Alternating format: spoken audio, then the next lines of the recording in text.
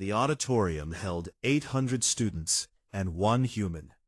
Professor Vreth Solanix stood at the center of the speaking platform, all four arms folded behind his back, his bioluminescent skin pulsing a calm, satisfied blue. 700 years of academic authority radiated from him like heat from a furnace. He did not need to raise his voice. The room was already silent. "Today," he said, "we study failure." Behind him, a holographic projection flickered to life. A single cell, magnified 10,000 times, rotating in the air like a slow, fat planet. It was ugly, lumpy, crowded with structures that seemed to compete for space rather than cooperate. "This," Vreth said, "is a human cell." A ripple of quiet amusement moved through the audience. The Cathari students glowed faintly in shared recognition. The Pelori clicked their mandibles. Even the Dravine, who rarely reacted to anything, tilted their sensor stalks forward. Vreth let the laughter settle. He was good at this. He had been good at this for centuries. "Let us begin with the most obvious absurdity." He gestured with his lower left arm, and the projection zoomed into a small, bean-shaped structure inside the cell. The mitochondria. Humans did not evolve their own energy production system. They could not figure it out. So billions of years ago, their ancestor cells did something remarkable in its stupidity. They swallowed another organism whole, trapped it inside themselves, and forced it to generate energy for them. He paused for effect. "This is not biology. This is a hostage situation." The auditorium erupted. 800 students from 12 species laughed, and the sound bounced off the crystalline walls like a living thing. Vreth's skin pulsed brighter. He loved this lecture. He gave it every year. It was, privately, the highlight of his teaching calendar.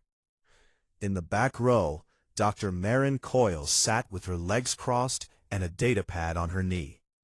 She was the only human in the room, the only human on the entire station, and she did not laugh. She wrote something down. Her handwriting was neat and small. Vreth moved to his next slide. The human immune system rendered in hostile red. "Now, imagine you are an engineer. You are asked to design a defense system for a biological organism. You want precision, efficiency, targeted response." He spread all four hands wide, a gesture of reasonableness. "The Cathari immune system identifies a threat, produces a tailored countermeasure, and neutralizes the invader. Clean, elegant, minimal collateral damage." He tapped the projection. The red cells swarmed. "The human immune system identifies a threat and declares total war. It does not simply attack the invader. It attacks everything near the invader. It raises the body's temperature to levels that damage the host's own tissues. It triggers inflammation that destroys healthy cells alongside infected ones. It produces a fever that can, in extreme cases, kill the very organism it is trying to protect." He let that sit. "This is not a defense system. This is a civil war with collateral damage, and the general is drunk." More laughter. Louder now. Vreth was building momentum, and he knew it. The liver, an organ that processes poisons by poisoning itself, which is either the bravest or the most idiotic design choice in galactic history. The adrenaline response, a chemical cascade that makes humans faster, stronger, and more resistant to pain when they are in mortal danger, which means their biology has a built-in setting for being more effective while dying. And if that does not concern you, you are not paying attention. The skeletal system. It breaks, and then it rebuilds itself stronger at the breakpoint, which means the optimal strategy for making a human more durable is to damage it first, and I want you to sit with how insane that is. Each point landed perfectly. Each one drew the reaction Vreth wanted. The students took notes. They would cite this lecture in their own papers. They would reference Professor Solanix's legendary wit, and his definitive takedown of Sol 3 biology. Marin wrote on her datapad. She had not looked up in 20 minutes. The lecture ended to applause. Students filed out in clusters, glowing and clicking and humming their species-specific versions of amusement. Vreth organized his notes at the podium, forearms working in efficient parallel. He felt her before he saw her. A presence at the edge of the platform, small, warm-blooded, radiating a body heat that his thermal receptors found frankly excessive. Professor Solanix. Vreth looked down. The human was shorter than any adult Cathari, with dark hair pulled back from a face that displayed no obvious emotion. Her eyes, though, her eyes were doing something he could not quite classify. Not anger, not hurt. Patience. They were patient. Dr. Coyle, he said, in the tone of someone remembering a minor appointment. I hope the lecture was educational. It was thorough, she said. You disagree with my conclusions? I think your data is accurate. She said it the way someone might compliment a child's drawing. Technically correct. Missing the point entirely. Vreth's skin flickered. Just once. Professor, Marin said, have you ever worked with live human tissue samples? Not scans, not literature reviews, actual living cells. He had not. Everything he knew about human biology came from the Collegium's database, assembled from remote observation and automated probe analysis. No Cathari researcher had ever requested live samples. There had been no reason to. The data was sufficient. The conclusions were clear. I have not, he said. I can provide some, if you're interested. There was something in her voice. Not a challenge, not a dare, something worse. An offering made with full knowledge of what would follow. The voice of someone handing over a key to a room they had already seen inside. Vreth considered this for 4 full seconds. In Cathari terms, an eternity of deliberation. I will submit the proposal to my department, he said. Good. Marin reached into her bag and produced a data chip. Here are the consent and liability waivers. There are quite a few. I would recommend reading them carefully. She placed the chip on the podium and left. Vreth picked it up, turned it over in his upper right hand. Liability waivers. For cell samples. He almost laughed. What possible liability could arise from studying inert mammalian tissue? He submitted the proposal that evening. It was approved in 2 days, the fastest approval in his career. Marin signed the paperwork without comment. That night, alone in her quarters on the far side of the station, Marin opened a secure communication channel. The encryption was Earth-grade, which meant the Collegium systems did not know it existed. She typed 1 line. He took the samples. Timeline moves up. She closed the channel, leaned back in her chair. On the floor beside her, the station's only Earthcat, a gray tabby named Corporal, stretched and yawned, showing every one of his teeth. 3 Pelori janitors had already filed requests to be reassigned away from Marin's corridor. They could not explain why the small furry animal unsettled them. They only knew that it watched them with the calm focus of something that had decided they were not a threat. Not yet. Marin scratched Corporal behind the ears. Good boy, she said. The cat purred. The station turned, and in a pristine lab 6 levels below, a containment unit sat empty and waiting, its sterile walls not yet aware of what they were about to hold. The samples arrived on a Tuesday, packed in a black case lined with thermal gel. Vreth opened it with the casual efficiency of someone unwrapping a textbook. Inside, 12 sealed vials, each one labeled in English and Galactic Standard. Skin cells, muscle tissue, liver cells, white blood cells, dormant. He placed them into the containment units one by one. The units were the finest in the Collegium, Class 7 rated, designed to hold organisms that could survive hard vacuum and radiation storms. The human samples were classified Class 2, inert mammalian substrate. The containment system was, by any reasonable measure, absurd overkill. Vreth did not activate the secondary protocols. There was no reason to. His assistant, a young Pellery named Tesh, helped with the calibration.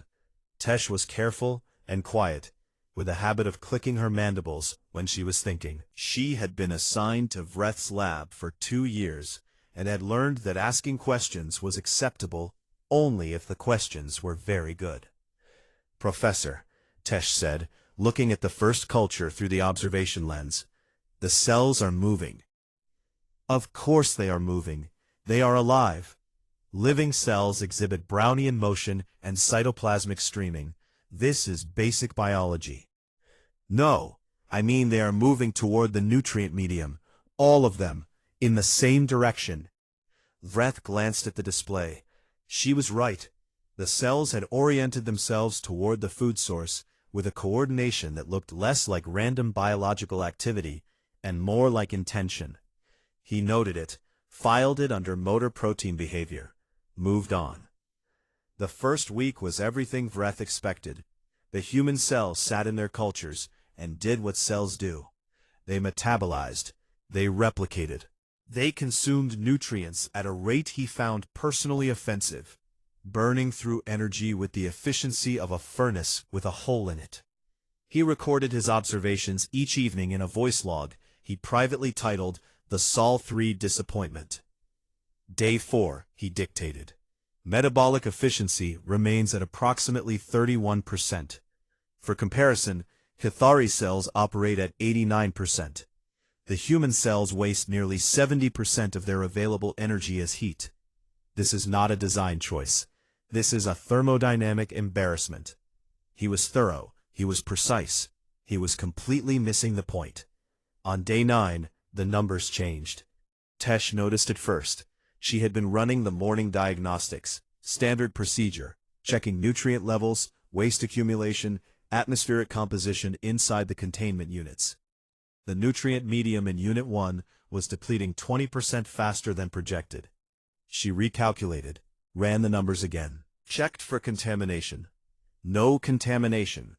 The cells themselves had changed. "Professor," she pulled up the comparison data on the main display. "The cells have increased their replication rate by 40% since day 1, and their nutrient absorption efficiency has gone up by... This cannot be right." Vreth looked at the screen. The cells had modified their surface receptors. The nutrient medium he was using, a Cathari-designed universal growth solution, the Galactic Standard, was formulated for Cathari biochemistry. Human cells should have been able to use it, but poorly. Like trying to eat food designed for a different species. Functional, not optimal. In 9 days, the human cells had reconfigured their own receptor proteins to absorb the Cathari nutrient medium as efficiently as if it had been designed for them. They had reverse-engineered alien food at the molecular level, on their own, without instructions. In just over a week, Vreth stared at the data for a long time. Then he said, "Rerun the calibration on all instruments in this section." "I already did, Professor. Twice." "Run it again." The instruments were fine. The data was accurate. Vreth wrote in his log that evening, "Anomalous adaptation rate observed. Likely artifact of sample preparation. Further investigation required." He did not write what he was actually thinking, which was that no organism in the Collegium's database had ever done what these cells just did. Not in 9 days. Not in 9 centuries. Marin came by the lab on day 11. She wore the same calm expression she always wore, the one that sat on her face like a mask that had grown into the skin underneath. She asked how the study was progressing. Vreth showed her the anomalous data. He expected her to be impressed, or troubled, or at least curious about how her own species' cells were behaving in ways that defied standard xenobiological models. She looked at the numbers, nodded. "Yeah," she said, "they do that." 3 words, delivered with the weight of someone confirming that the sun rises in the morning. "You are not surprised," Vreth said. "Human cells adapt to their environment. That is what they do. It is their primary function. It is arguably their only function." She looked at him with those patient eyes. You should see what happens when you stress them. Stress them how? Radiation, temperature, chemical exposure, the standard battery. She paused. They get more interesting under pressure. Vreth noted this. He did not act on it. He was not in the habit of taking research direction from junior postdoctoral researchers, and he was not about to start with a human one. 700 years of seniority had to count for something. That night, Tesh stayed late. She had developed a habit of watching the cultures after hours, the way some people watch fish in a tank. The cells were strangely compelling. They moved with a purpose that felt too organized for simple biology. At 0200 station time, she noticed the color. Unit 1's culture had shifted. Not the cells, the nutrient medium itself.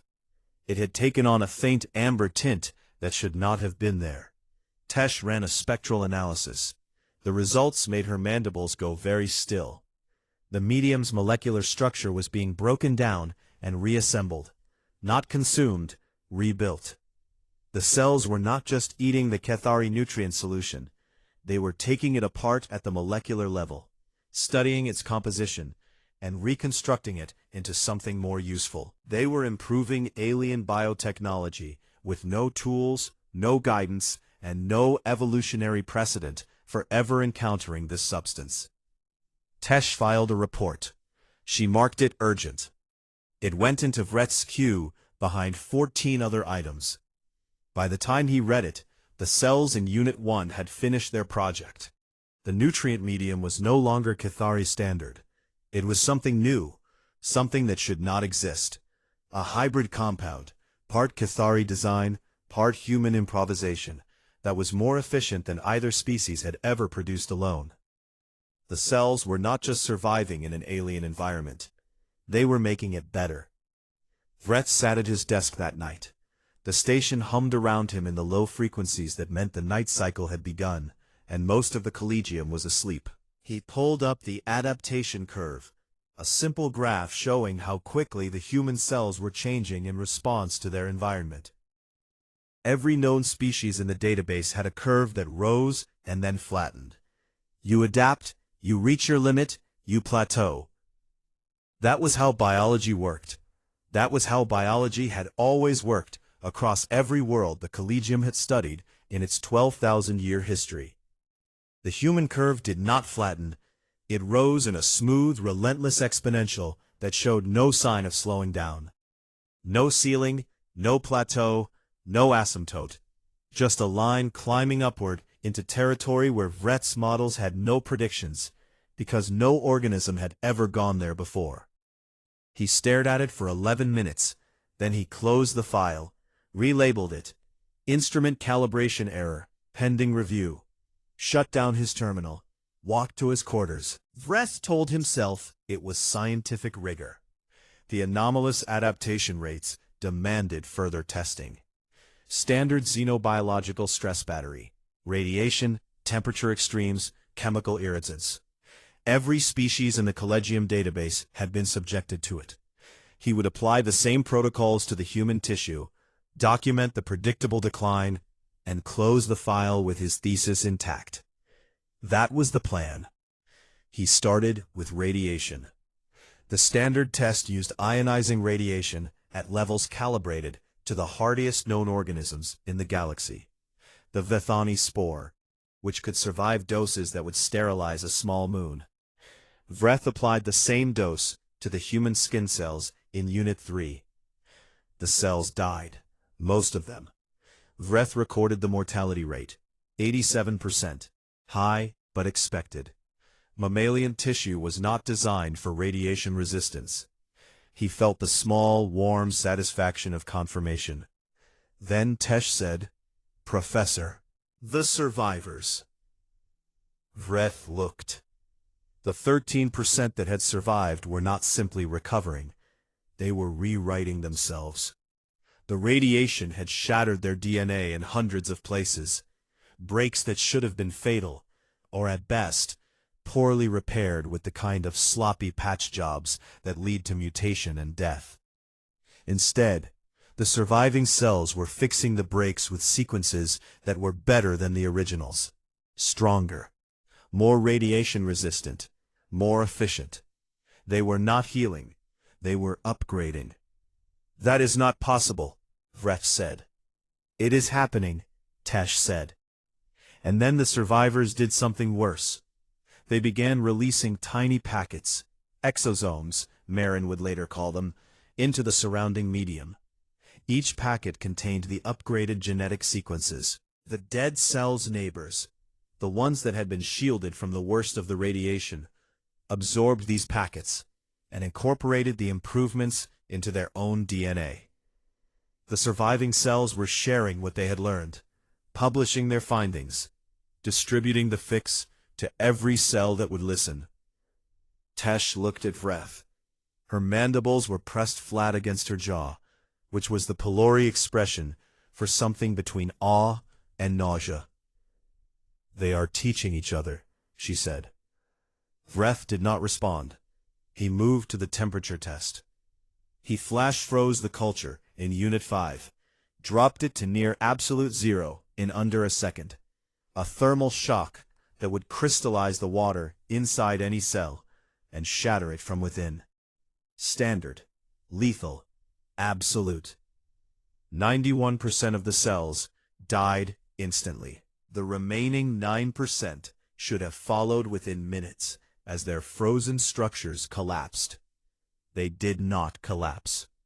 The survivors produced proteins, new ones, proteins that Vreth could not find anywhere in the human genome database. Antifreeze compounds, molecular structures that prevented ice crystal formation, heat-generating enzymes that warmed the cell from the inside out. The human genome did not code for these proteins. The cells had invented them, built them from scratch, under conditions that should have killed them, using genetic machinery that was running on fumes and desperation. Vreth's hands were shaking, all four of them. He gripped the edge of the observation console and held on. "How?" he said to no one. The chemical test was supposed to be the end of it. Vreth selected Compound 9-Keth, the Collegium's universal biocide. It killed every carbon-based organism ever tested. Every species, every strain, every mutation. No exceptions in 12,000 years of records. It was the final word in biological termination. He introduced Compound 9-Keth into Unit 7. The human cells died on contact. Instant. Complete. 100% mortality. Vreth exhaled for the first time in what felt like hours. There it was. The limit. The wall. Human biology, for all its deranged persistence, could not survive everything. He sealed the unit and marked it for disposal. 48 hours later, Tesh ran the morning diagnostics and dropped her datapad. Unit 7 was alive. Not the original cells, they were dead and gone, but from the debris, from the shattered membranes and fragmented DNA and scattered organelles of a completely destroyed culture. New cells had grown, assembled themselves from parts, cobbled together functional organisms from the wreckage, like someone building a house from demolition rubble. The new cells were resistant to Compound 9-Keth. Completely. It washed over them, and they did not notice. Vreth stood in front of Unit 7 for 20 minutes without speaking.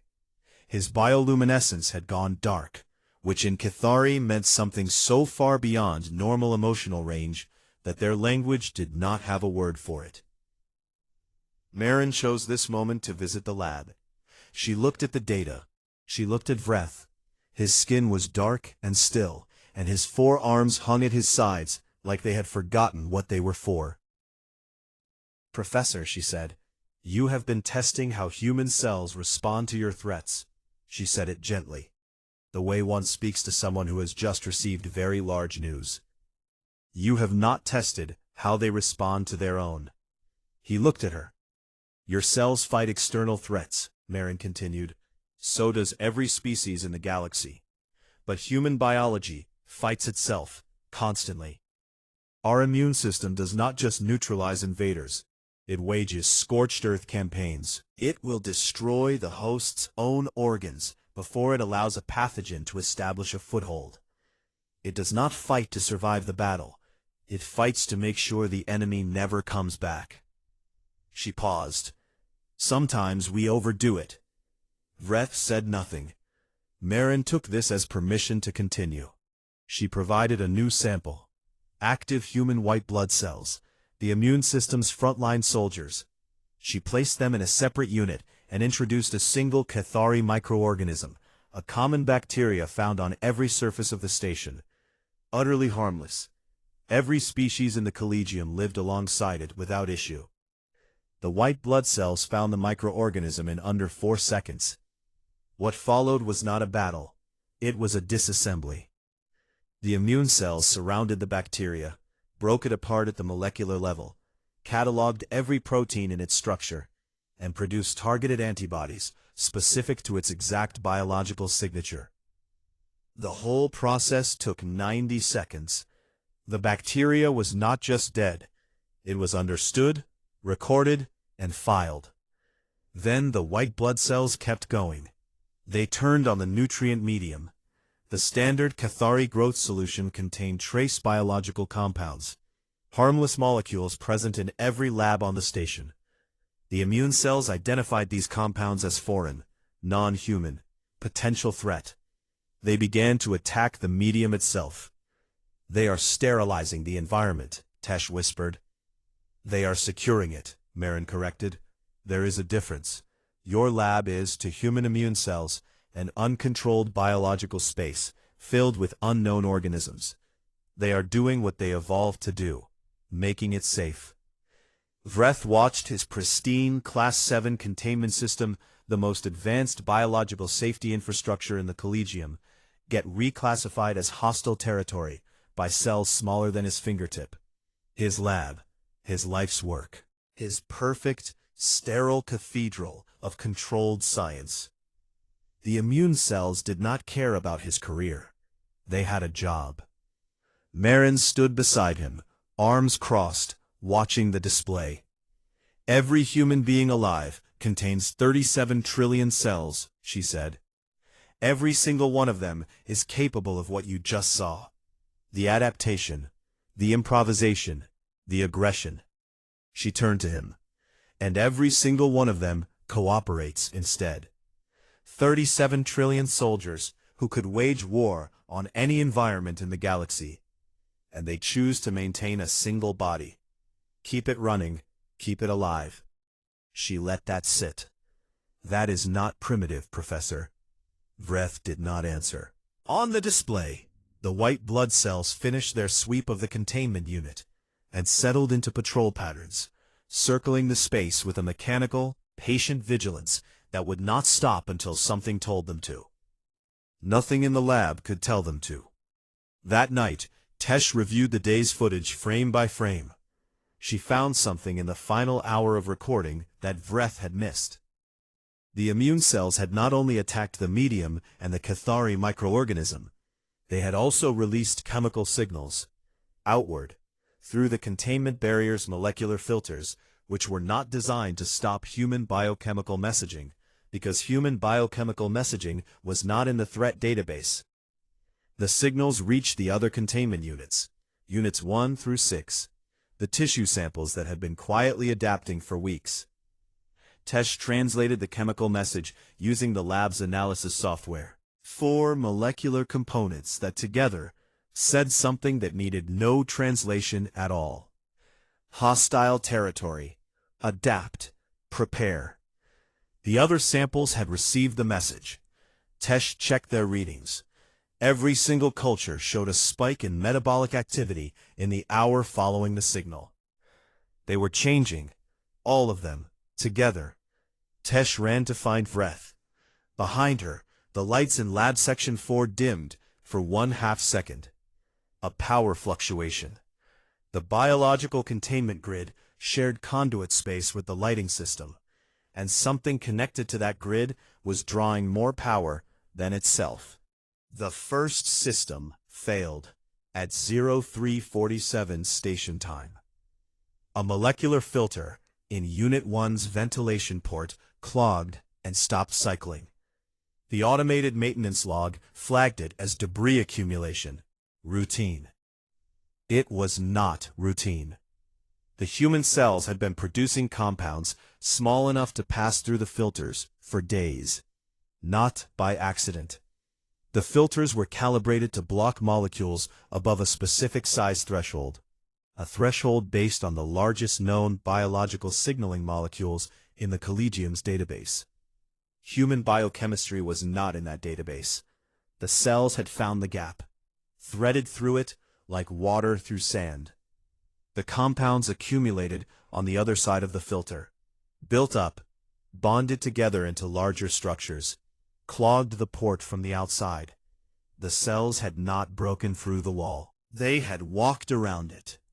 Vreth arrived at the lab at 0600 to find Tesh already there, mandibles pressed flat, 4 screens of data pulled up in front of her.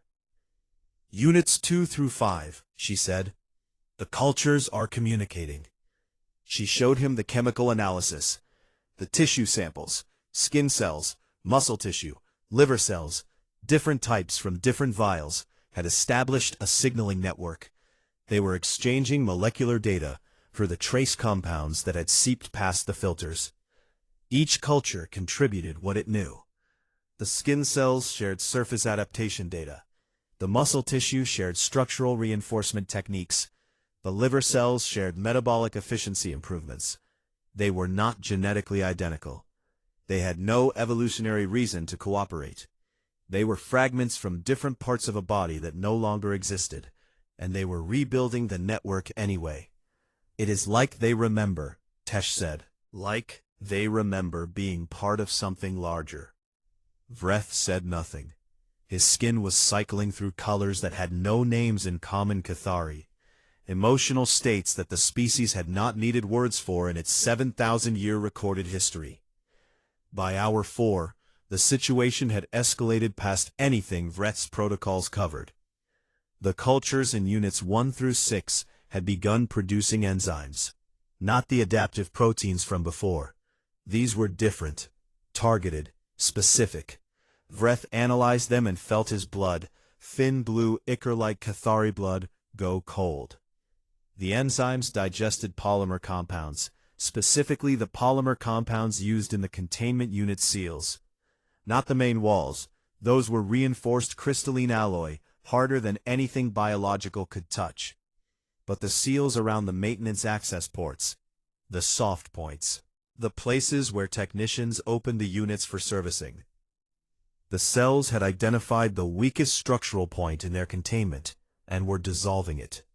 Not with force, not with aggression, with patience, one molecule at a time. They are picking the lock, Tesh said. Vreth activated the secondary containment protocols, the ones he had not bothered with at the start, because the samples were Class 2, and the protocols were designed for organisms at 8 starship hulls. Electromagnetic barriers hummed to life around each unit. Ultraviolet sterilization lamps flooded the interstitial spaces. The lab's atmospheric system switched to full isolation mode, sealing Lab Section 4 from the rest of the station. For 1 hour, the cells went quiet. Then they adapted to the UV light. Vreth watched it happen in real time on the monitoring display. The skin cells, the same skin cells he had dismissed 3 weeks ago as the most boring tissue in the collection, produced melanin, massive quantities of it.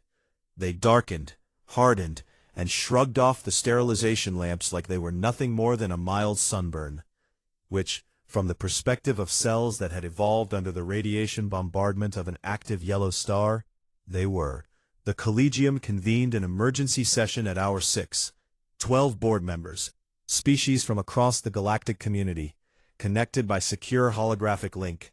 Vreth stood before them and delivered his report with the rigid composure of a man whose entire professional identity was unraveling in real time. The samples have exceeded all projected behavioral parameters, he said. I recommend immediate incineration. Seconded, said the Dravine representative, who had seen the enzyme data and wanted the samples turned to ash an hour ago.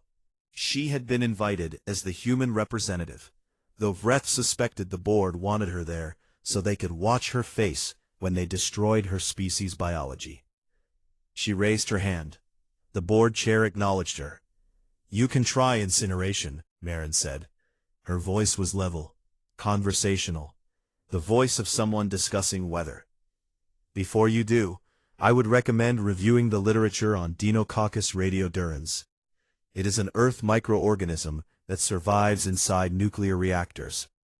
It can reassemble its own genome from fragments after being exposed to radiation doses 3,000 times the lethal limit for humans." She paused. "And that one is not even the impressive one.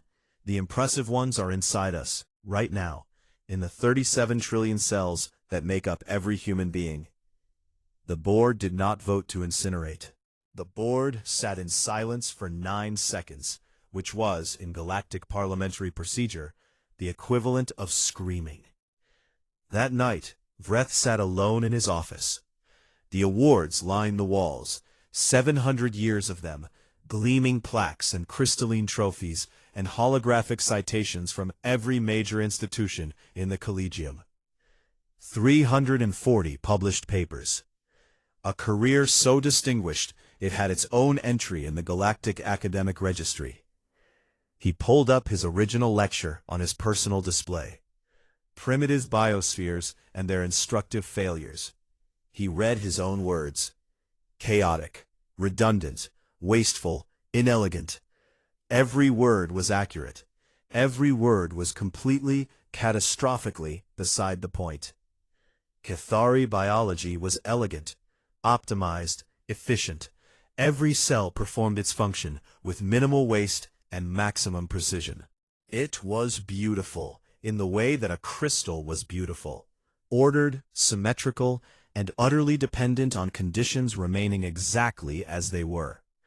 Change the temperature by 10 degrees and the crystal cracked. Introduce an unfamiliar pathogen, and the immune system, so perfectly tuned, had no idea what to do with it. Human biology was a weed.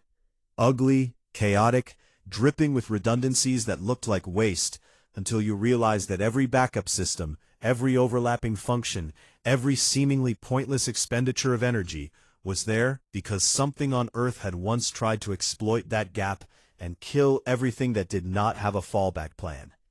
The elegance was not in the design. The elegance was in the survival. Vreth closed the lecture file. He did not reopen it. The explosion, if it could be called that, happened at 0200 the following morning. It was not fire. It was not violent in the way Vreth had feared. The containment units did not burst outward. They collapsed inward. The polymer seals, weakened by weeks of patient enzymatic digestion, gave way under the normal atmospheric pressure of the lab. The walls did not shatter. They sagged, folded, dissolved into a substance that the cells had already begun converting into nutrients. Alarms filled Lab Section 4 with sound and light. Emergency bulkheads slammed shut, sealing the section from the rest of the station. The atmospheric system detected unfamiliar organic compounds and shut down entirely, locking the air inside in whatever state it currently occupied. Vreth was in the lab when it happened. He had been unable to sleep and had come to check the readings one more time. The bulkhead sealed behind him. A light switched to emergency red. He was locked inside. Around him, the cells were free. Not scattered, not wild. Organized. They had already found the moisture in the ventilation ducts and were using it as a transport medium. They had found the polymer surfaces of the lab equipment and were beginning to digest them. Not frantically, methodically, efficiently. In the silence after the alarm cycled down, Vreth heard something he had never heard in a laboratory before. A low vibration, not mechanical, organic. The sound of biological structures being built at a speed that should not have been possible. Growth. On the other side of the sealed bulkhead, Marin stood at the observation port. Her face was lit by the red emergency lights. She watched Vreth through the thick glass. He stood in the center of his destroyed lab, surrounded by the spreading remains of an experiment that had outgrown its container. He was not running, he was not calling for help. He was watching the cells work, studying them. His bioluminescence had gone completely still, not dark like before, but frozen. A single, steady, pale light that Cathari produced in only one emotional state: awe. He turned and looked at Marin through the glass. Across the wreckage of everything he had built and believed, he mouthed one word. She read it on his lips. How? Marin placed her hand flat against the observation port. She did not answer. Not yet. The answer was going to take longer than a word, and it was going to change the way every species in the Collegium understood what was possible. But that was for tomorrow. Tonight, the lab grew, and Vreth stood inside it, and watched, and for the first time in 700 years, learned. Marin entered Lab Section 4, wearing a standard exposure suit. Not full hazmat, not sealed. A basic lab coat with a face shield and gloves, the kind a first-year student might wear for a routine dissection. On the other side of the observation port, the Collegium's emergency response team stared at her like she was walking into a furnace in a paper dress. Dr. Coyle, the team leader said through the intercom. His voice had the particular tightness of someone whose professional training was fighting against his survival instincts. The atmospheric readings in that section show unknown biological compounds. We cannot guarantee your safety. I know what the compounds are, Marin said. They are mine. She cycled the airlock and stepped through. The lab was unrecognizable. What had been sterile white surfaces and gleaming equipment was now covered in a thin layer of organic material. Not slime, not mold, but something structured. The cells had spread across every available surface and organized themselves into a tissue-like film that pulsed with a faint, rhythmic contraction. Like a heartbeat. The lab had a heartbeat. Vreth stood in the center of it. He had been there for 6 hours. He had not moved. Professor, Marin said, are you all right? He looked at her. His bioluminescence was still frozen in that pale, steady glow. It is warm, he said. The walls, they are warm. Body temperature, Marin said. 37 degrees Celsius. The cells default to it. They are trying to build a human environment. In my lab. In the only space available to them. She set down a small case she had brought with her, and opened it. Inside were vials of prepared compounds. She selected 3, and loaded them into an injector. Not a needle, but a fine mist dispenser that could introduce molecular-scale substances into the air. What is that? Vreth asked. A message, she said, in a language they understand. She released the first compound, cortisol, the human stress hormone, a signal that said danger, alert, prepare. The tissue on the walls contracted, tightened. The pulsing rhythm sped up. Around the room, the organic film thickened in response, reinforcing itself. Then the second compound, oxytocin, the bonding hormone, safety, trust, community. The tissue paused, the rhythm slowed, the contraction eased. Then the third, a carefully sequenced hormonal cascade that Marin had spent 4 months developing in her quarters. A synthetic version of the chemical environment inside a healthy human body. The signal that said, you are home, you are part of something. Stand down. The cells listened. The transformation was not instant, it was gradual. Over the next 20 minutes, the spreading organic film stopped expanding.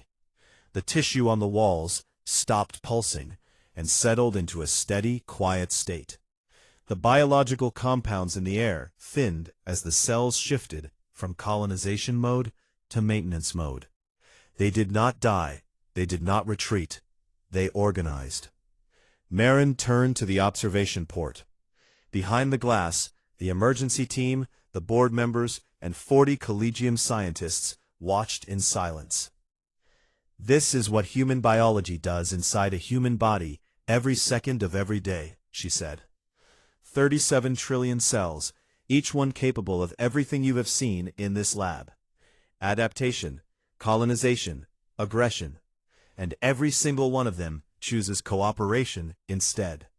They build a body, they maintain it, they defend it. And when they receive the right signals, they stand down.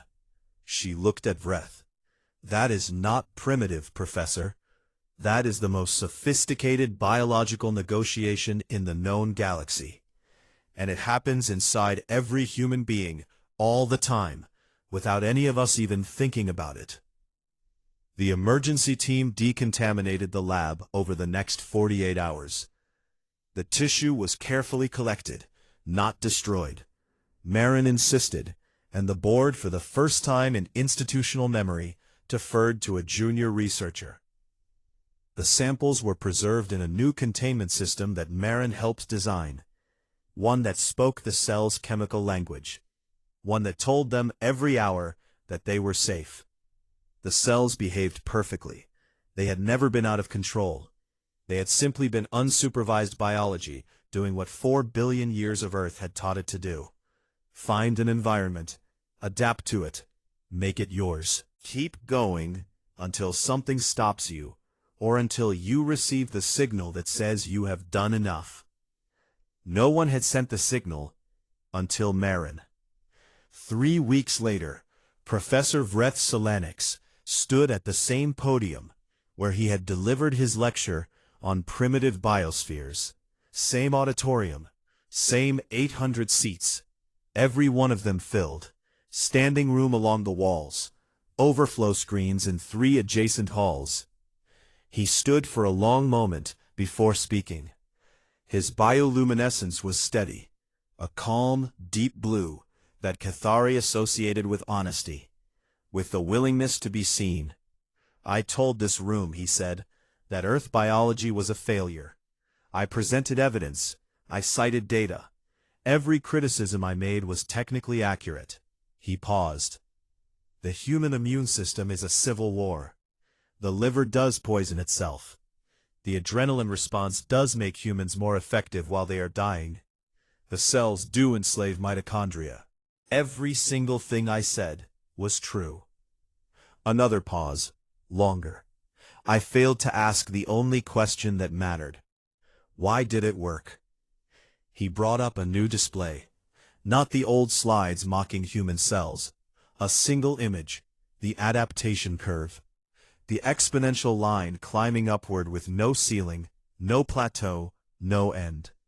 Every species in this collegium evolved on a stable world, rich in resources, predictable in climate, gentle in its selection pressures. Our biology reflects this. We are optimized, efficient, elegant. He looked at the curve. And fragile. One unfamiliar pathogen can devastate a Cathari population because our immune systems are so specialized they cannot improvise.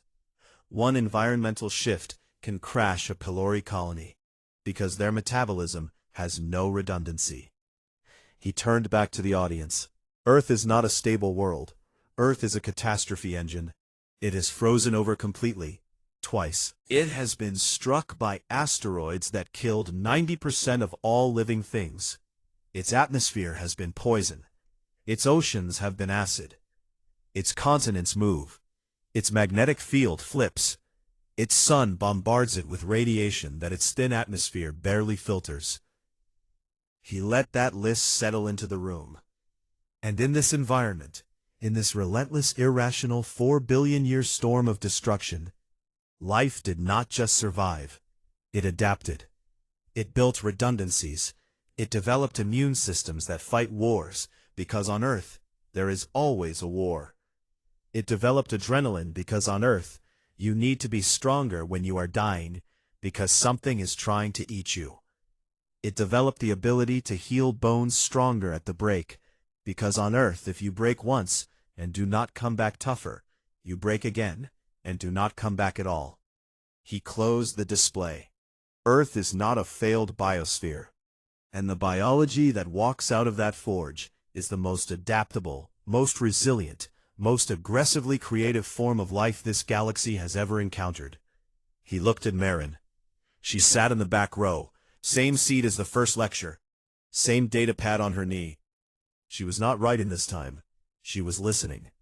I classified human tissue as Class 2, inert mammalian substrate. He allowed himself one small flicker of light, the Cathari equivalent of a dry, self-aware smile. I was incorrect. The official reclassification came through the following day. A new category, created for the first time in the Collegium's 12,000-year history.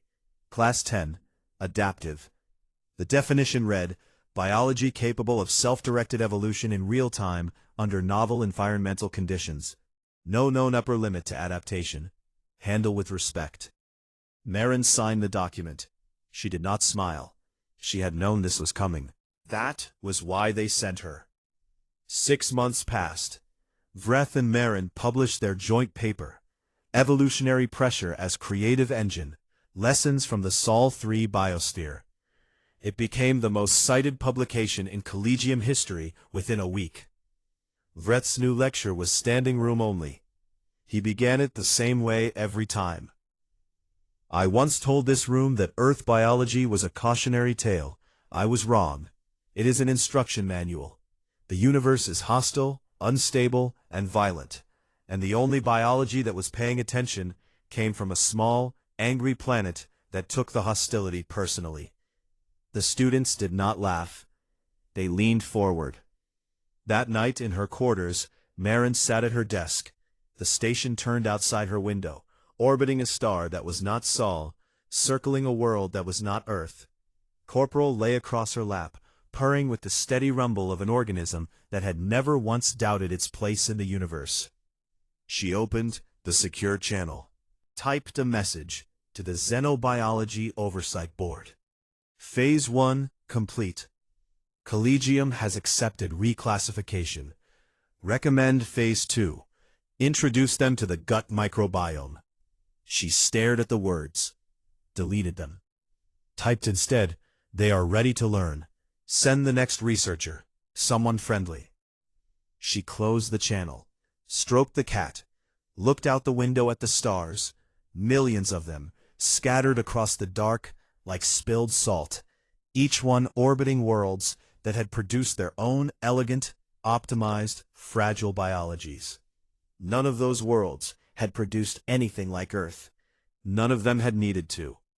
Somewhere, 6 levels below, in a rebuilt lab with new containment systems and better seals, a single human skin cell that had escaped the final decontamination sweep clung to the wall behind a ventilation panel.